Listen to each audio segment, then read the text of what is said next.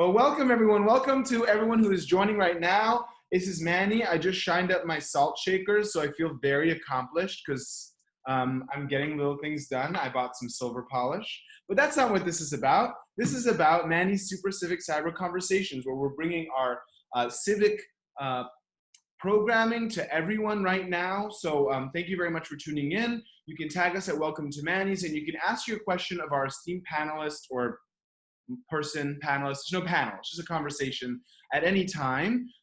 Catherine and I will be speaking for about 20 minutes, and then we'll give an opportunity for you to ask her your questions directly. So today we are deeply honored to be in conversation with Supervisor Catherine Stefani of District 2 in San Francisco. And I just want to say, first and foremost, Supervisor, thank you so much for giving us some of your time. I know you're extremely busy right now, and we are deeply appreciative. It is my pleasure. Thanks for asking me. So for the people who are not, just some context. So for the people who don't exactly know the borders of District 2 in San Francisco, what neighborhoods do you represent in our city? The Marina, Cow Hollow, Pacific Heights, Presidio Heights, Seacliff, Jordan Park, Russian Hill a little bit, Anza Vista. Those are, let's see, did I forget anybody? I go all the way from China Beach to Aquatic Park. So, and a little bit of Polk Street from Union on. So I have a lot of different neighborhoods. Cool. So a big chunk of our waterfront, it seems like. Yes. Well. Yes. So first, I want to know, like, what's going on with District 2? How is this all affecting District 2? You know, we know a lot about District 3. We know a lot about District 6 and 9. I know a lot about District 8, obviously, because it's where I live. But, like, what's going on in District 2, and how is all this affecting your constituents?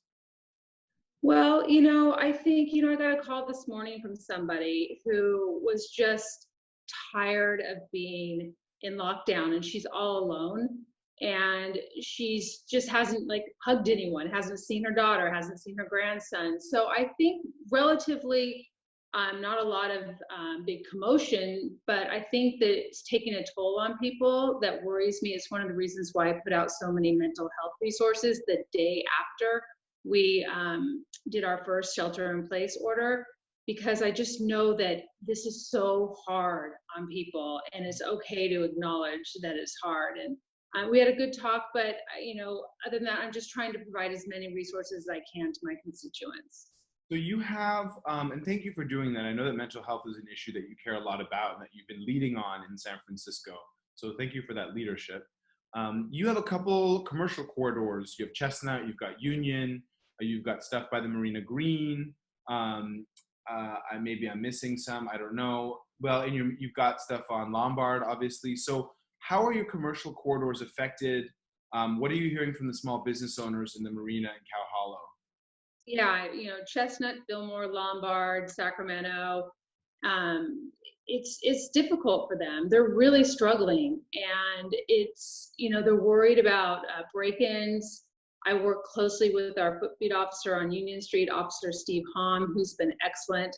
I drive down the corridors every single day just to look.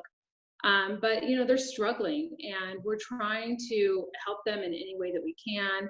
We're trying to make sure that their businesses are safe at night. We have Captain Joe Angler.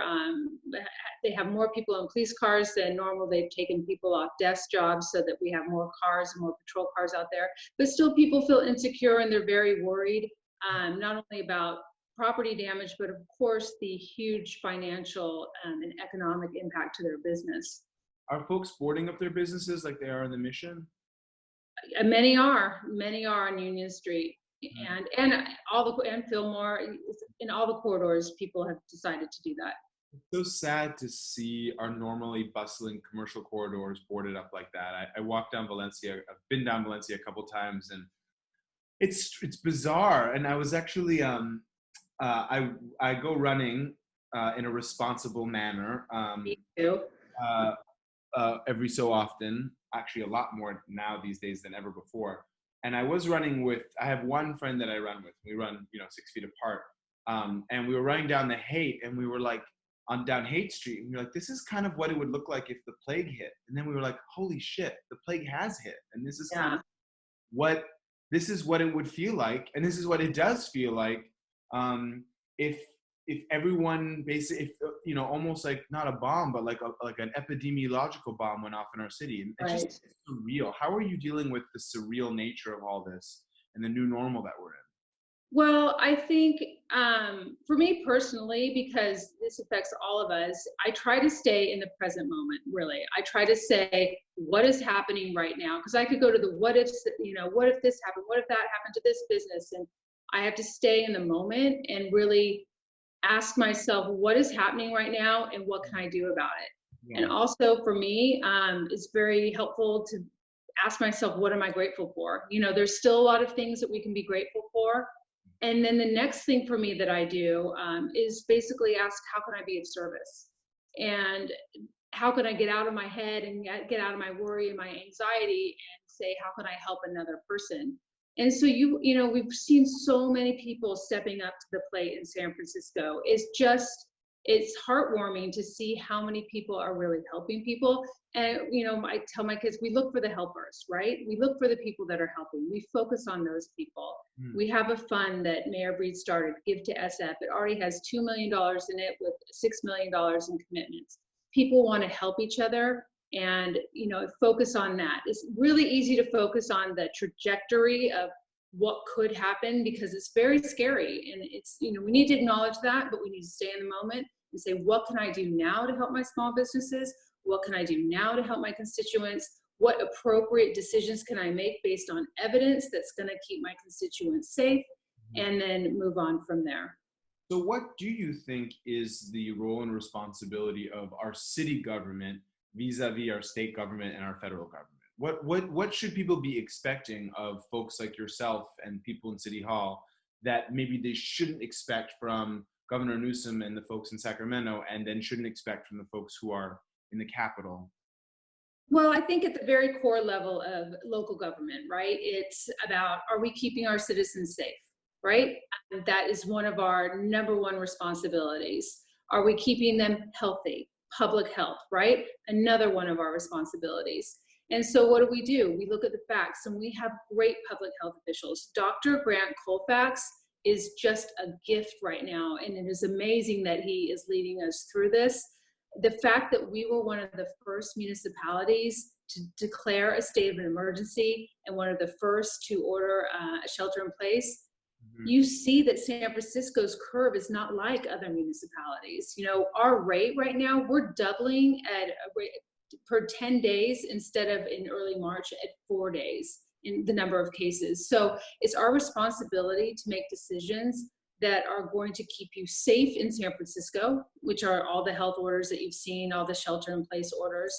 And then of course, for me, it's, public safety. We have to make sure that we have the resources, the first responders, that we're doing everything we can to make sure they have the personal protective equipment they need to do their jobs. Because I was talking to Officer Hom the other day, and he said, we might lose 40% of our police force due to this illness. Again, thinking into the future, but we have to take care of our local people. Right. And folks who have tuned in, I'm just going to be speaking to Supervisor Stefani for about 10 more minutes. So if you have questions for her, feel free to just type them into the Q&A box and we'll get to your questions. I want to talk to you about May 3rd, and then I want to talk to you about the Presidio and the shelter in the Palace Fine Arts. So I interviewed the mayor last week. God, it feels like last year. There's so much that's happening in our brains and hearts right now. But last week I interviewed the mayor, and I told her how excited I was for May 4th to reopen my business and get everything going again, understanding, of course, somewhat jokingly, that it's a moving target. What are you hearing? I mean, what's your, knowing as much as you do, being in the room, reading the tea leaves and seeing the data, what do you think things will change for us on May 3rd? And do you think the rollout is going to be like the roll in, where some things are going to start to be allowed and then other things, and slowly we're going to go back to normal? I think May 3rd is a date that is not certain. And I really do think that we will probably have to go beyond that. And like I said, all the decisions that are being made on evidence and what is happening at our hospitals, how many cases we're getting per day, how many deaths per day. So I think, the way we're going to recover the quickest is if we take the correct action to contain the virus. And so whether or not that's going to be on May 3rd, we don't exactly know, but I do have faith that we are going to make a decision, not one that overreacts and not one that underreacts, because we are working around science. Science is very important, facts, evidence, and those decisions are being made in a way that I think is really showing that San Francisco knows what it's doing, really. So I can't guarantee May 3rd, Manny. I wish, you know, it could go longer. You heard what our governor said.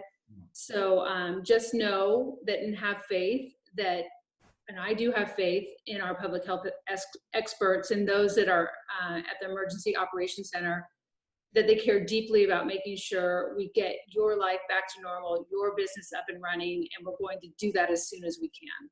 What about the very large events that make San Francisco so special? You know, the mayor was asked yesterday in her press conference about Pride, and she basically was like, don't expect Pride to happen.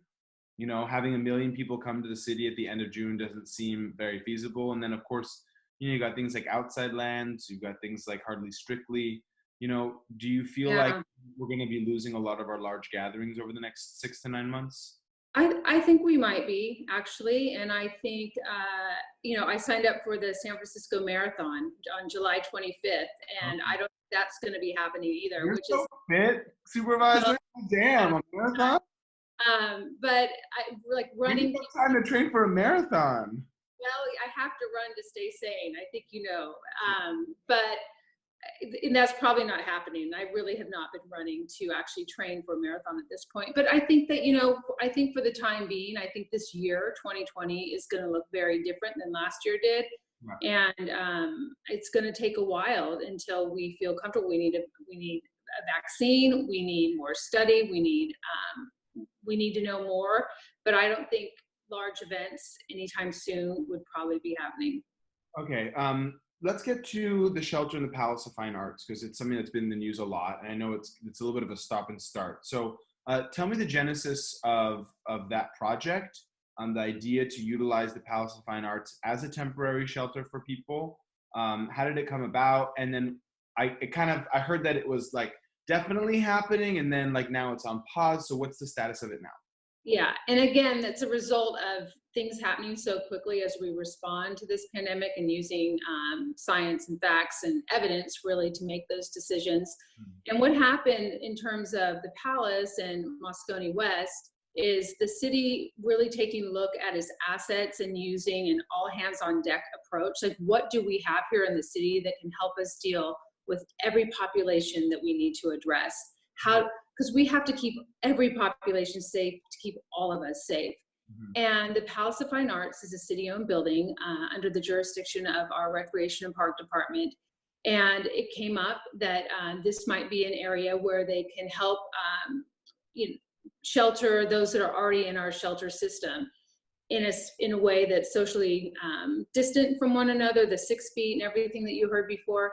And they would be thinning out the shelters, which if you've ever seen the shelters, I think I've seen almost every single one, that people are on top of each other. There's just no way to socially distance in our current shelters. So the Palace was looked at a place to possibly provide that type of environment.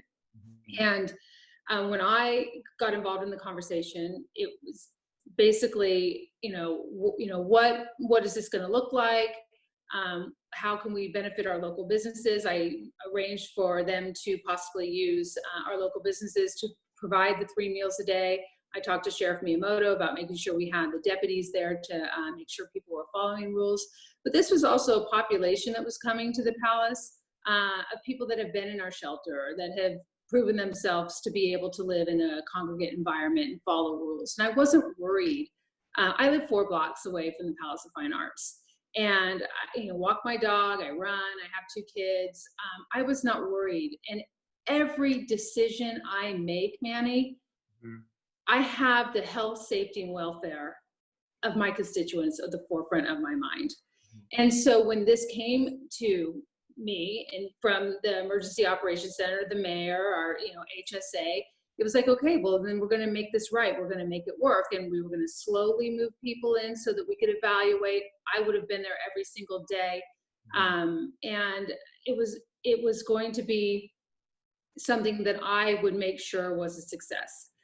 So we found out on Sunday. I literally woke up Sunday morning thinking my daughter and I were just going to make sauce. You know, I was so excited to try my great aunt's recipe. And then my staff called me and they said, we're going to do the palace. So I'm like, okay, well, we need to let everyone know. Yeah. So we sent out an email because I wanted to let people know as soon as I knew it was for sure going to happen. It was just talked about. Right. And so we sent out the email. I got various communications back, some very positive, some not so positive. And we just try to, take all of that in. The next day, on Monday, new guidelines came out from the CDC and the state in terms of how are we treating our unhoused individuals and our congregate living areas, really a place where we can contain the virus. Based on what happened at Moscone West that went before the palace, they determined probably not the best idea, probably better to put them in the hotel rooms that they were, trying to secure, and that they decided that the palace would no longer be a good idea for congregate living for our shelter population. So again, off the table. And this is how these decisions are being made, is in very quick environments. So I was, of course, willing to do our part in containing this virus, because protecting one of us protects all of us. And I was willing to do everything I could to make sure that it was a success. And I'm a team player, and I care deeply about San Franciscans and my constituents, and I will do everything in my power to keep them safe. So the idea is actually that bringing everyone together in large open spaces like Moscone West and the Palace of Fine Arts might actually not be the best thing to do to contain the virus, but to put people in individual hotel rooms? Correct. That's the thinking. But I'm hearing all this murmuring about how no one's being put into hotel rooms either. Well, I think people are, but I mean, as I'm sure you're aware, I think actually you're aware more than anyone. There seems to be a lot of tension around hotel room things. So there definitely is tension, and you have to think about it. And first of all, I have great faith in the people, the public servants that I've worked with for over 13 years. I've been, San Francisco for nearly 20 years. I've been in city government for 13 years. I know so many people that are working really hard to protect us all. And securing the hotel rooms and getting everything up and running and in place so that people are in a secure environment is not an easy task. Right. You have to figure out meals. Yep. You have to figure out staffing. You have to, and the protection of all these people too, and making sure that people who are coming and going are not going to get the virus. You have to figure out security. You have to figure out what populations go into what hotel. We have men, women, different populations that we have to deal with. So I think that people might think it's moving slowly, but I don't think it's out of any ill intention to just ignore a certain population. I absolutely think it's based on the difficulty in which it must be done and the precision in which it must be done. And I understand why people would be frustrated, and it's that feeling, and I get it, that panic, like, we got to help this person.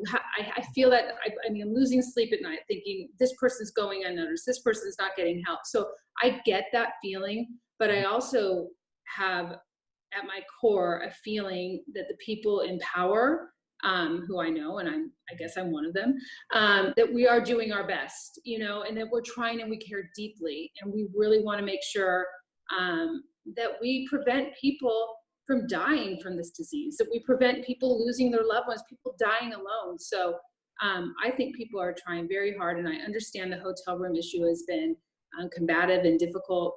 But again, I want to add some, clarity and hope to the fact that people are really trying. And this was just another example of like, hey, this is not going to work. So let's figure out what is going to work. We didn't just shove people into a room and say, hey, let's try it out. they immediately said, if this is not going to work and people aren't going to be safe, we're going to pivot and we're going to do something that is going to work. Okay, but I guess just my last question on this, and then I want to get to the audience questions, is do you feel like there's a clear strategy now, since pivoting away from Moscone West and Palace and large open spaces, maybe moving towards the hotel solution, maybe, but towards it deliberatively based on Trent's comments yesterday on the press conference and, everything that the mayor said, and actually I'm interviewing Trent next week, I think. Do you feel like there is a clear strategy with what to do with the 8 to 10, however many thousand people who are in congregant settings and might be vulnerable? I think so. I think that they have a strategy in place. Is it perfect? I don't know. Probably not, because as we see, decisions are being made based on the facts that are coming in. And this is an unprecedented pandemic that we're responding to, and nobody has ever had to address this before. So I do have confidence that they have a plan in place and that they will do their best to roll out that plan. Okay. 2 questions from Nancy Liao. What nuances or issues are coming up that are unique to District 2? And then in speaking with other supervisors, what differences have you noticed in issues with different districts and what they're facing? What is particular to District 2? Yeah. I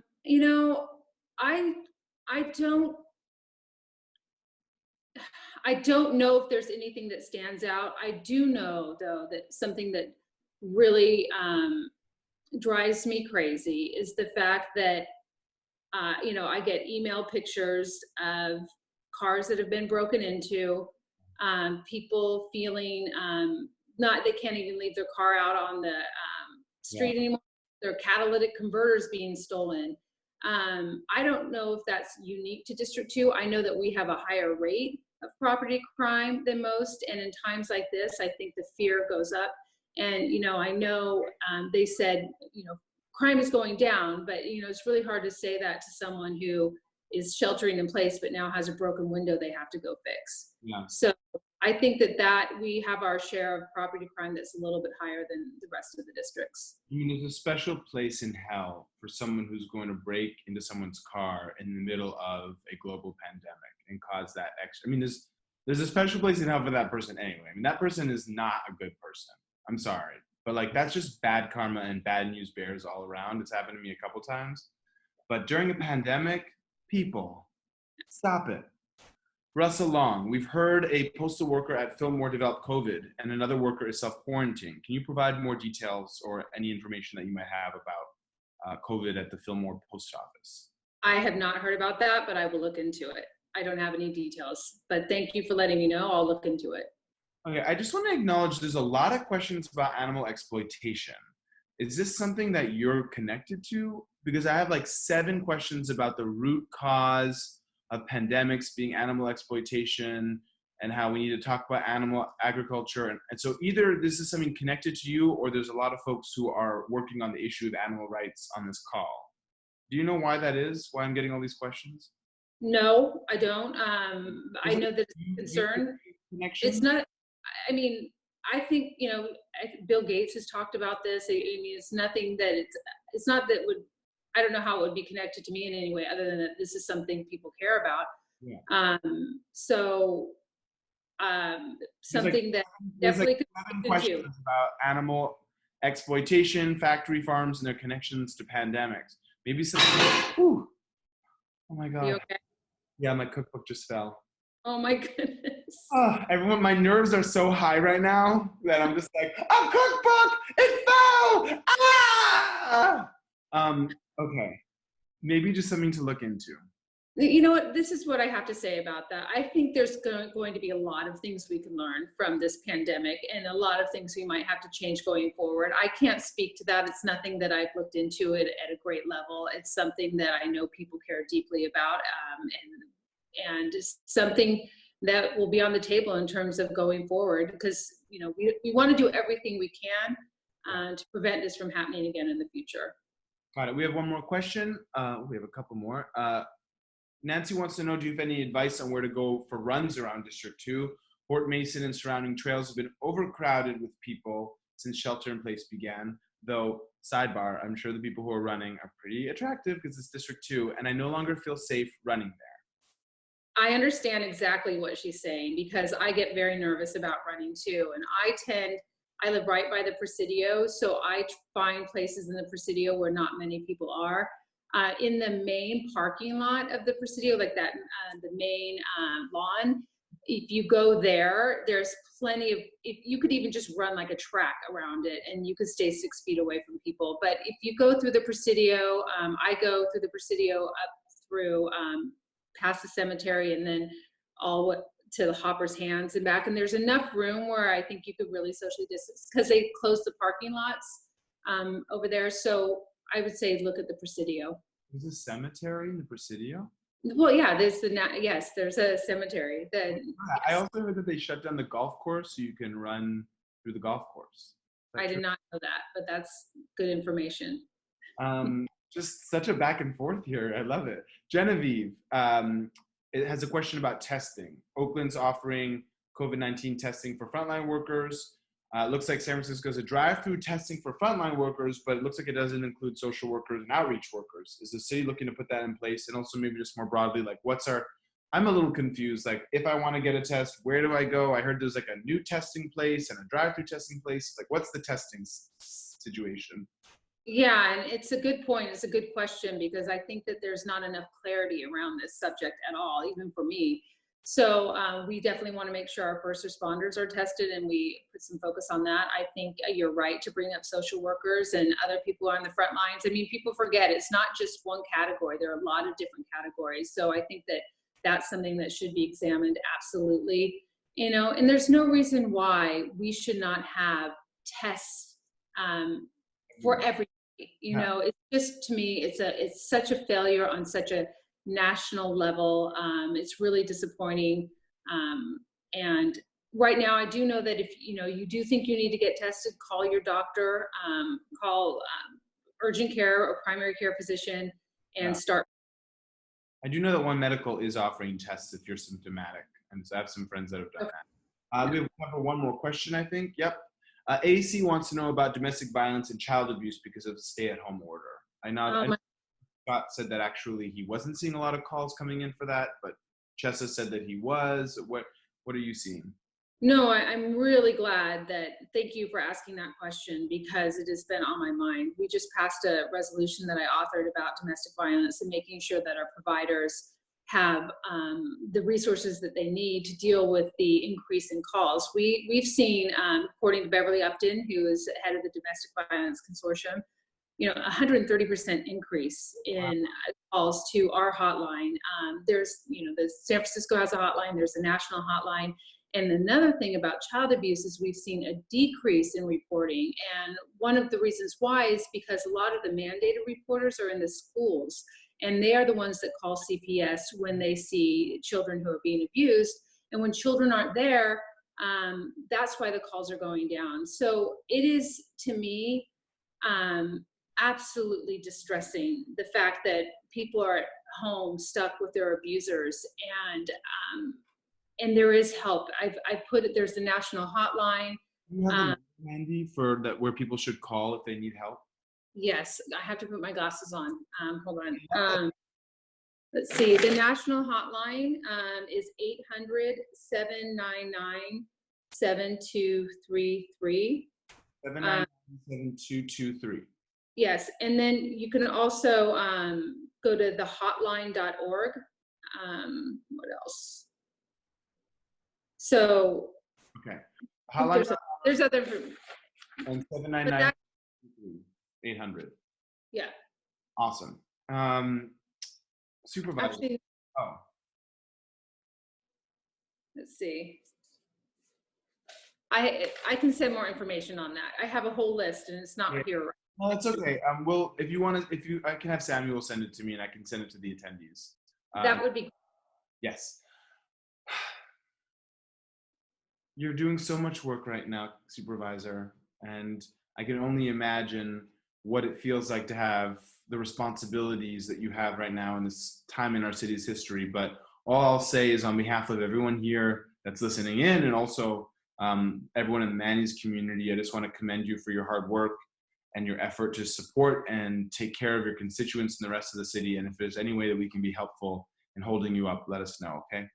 Thank you, Manny. You stay safe and happy Passover. Thank you. Actually, one more announcement. Sorry, I'm supposed to ask this.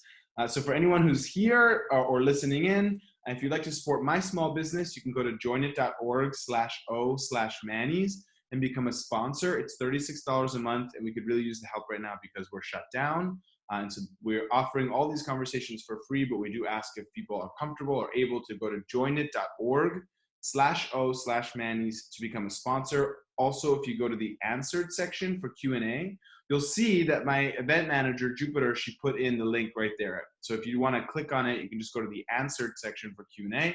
You can tag us at Welcome to Manny's. You can find Supervisor Stefani on all the social media platforms at Catherine Stefani. Is that your? Yep, at Catherine with a C. With a C, not with a K.